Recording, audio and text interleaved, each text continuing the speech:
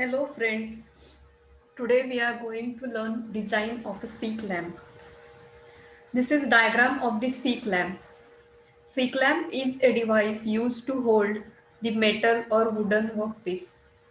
The Seek lamp consists of screw and nut mechanism. This is handle of the Seek lamp.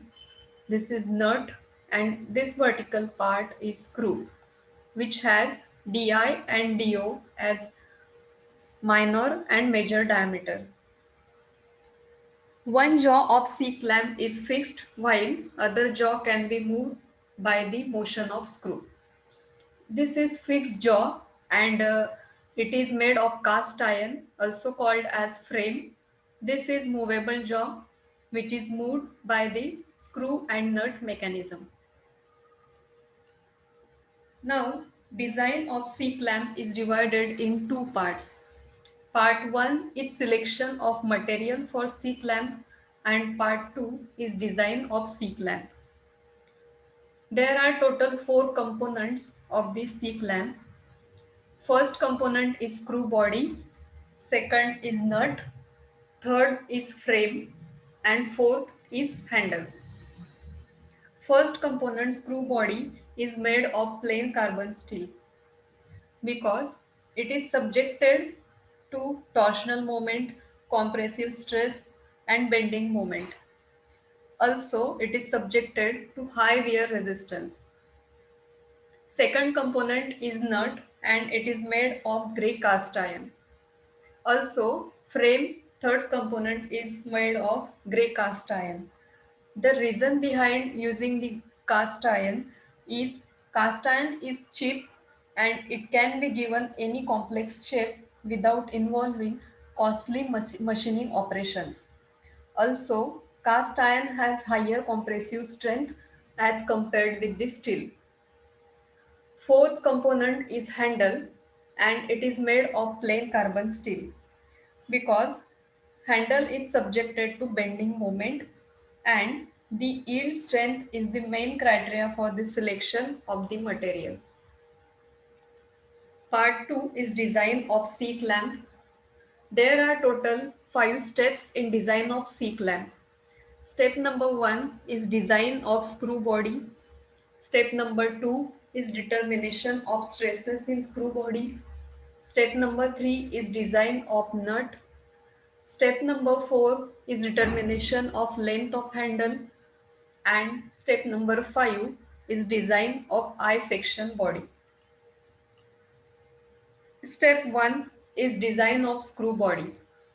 Consider that the screw is under pure compression. Hence, W is equal to sigma C into AC, where sigma C is compressive stress and AC is compressive area. AC is given by pi by 4 into DC square. This area is for screw of the C clamp, where DC is core diameter and we can find out core diameter and outside diameter or nominal diameter of the screw by using this formula. Next is to find the torque T1 required to rotate the screw and find the shear stress T due to this torque. We know that the torque required to lift the load T1 is given by P into D by 2, where P is effort and D is nominal diameter. So it is equal to W into tan of alpha plus phi into D by 2.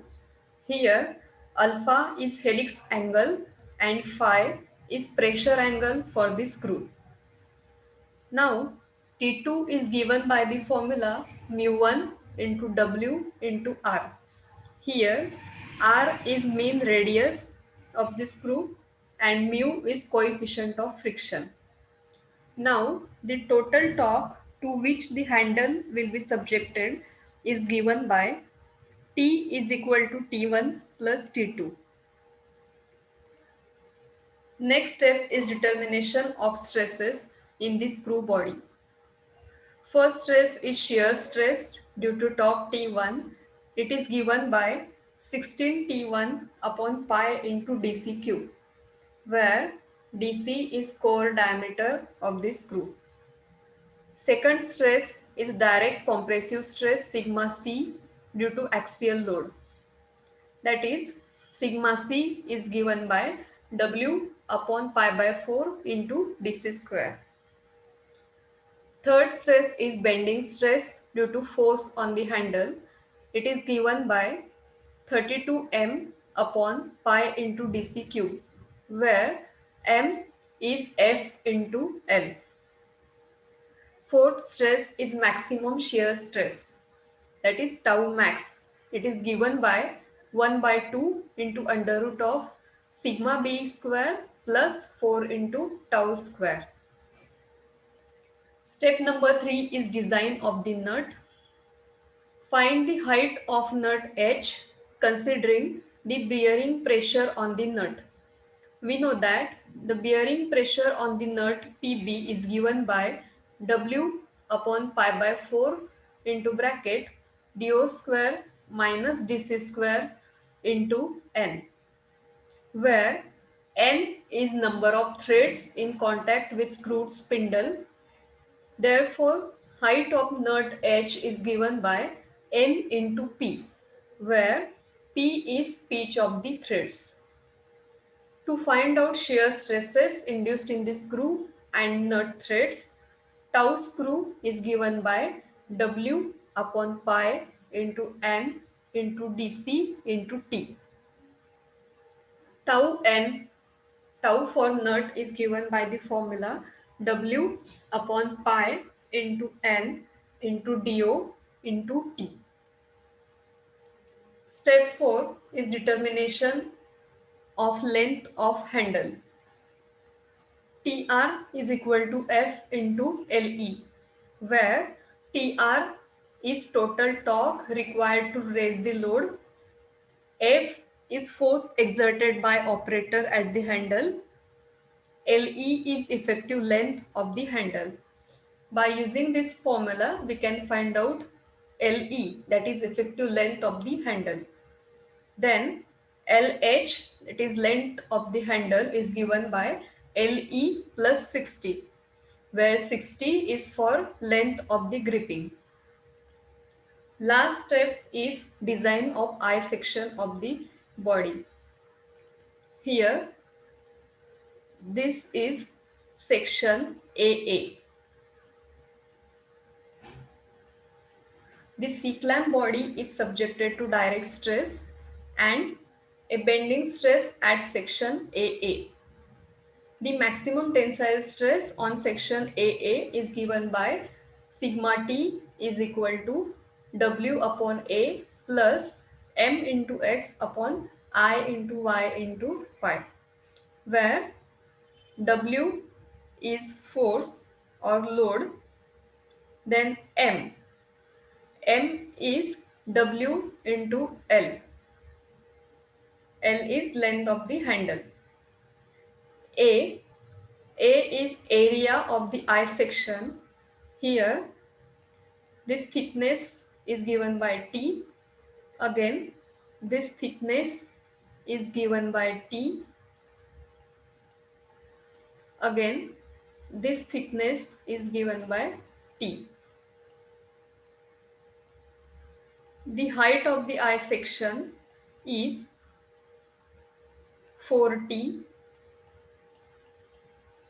Again, width of the cross section is 4T. So, area of the I section will be 2 times of 4T into T, 2 times of this cross section plus this cross section. So, this cross section will be 2T into T, because this will be 2T, that is 4T minus 2 times of T. So it will be 2T. So the total area will be 2 times 4T into T plus 2T into T. Then x is 2t. It will be 4t upon 2. Iyy is equal to, this Iyy will be equal to 1 upon 12 into t into 2t into q. By using this formula, we can find out t, that is thickness of the eye section. Once you find out thickness of the eye section, you can find out height and width of the eye section. Thank you.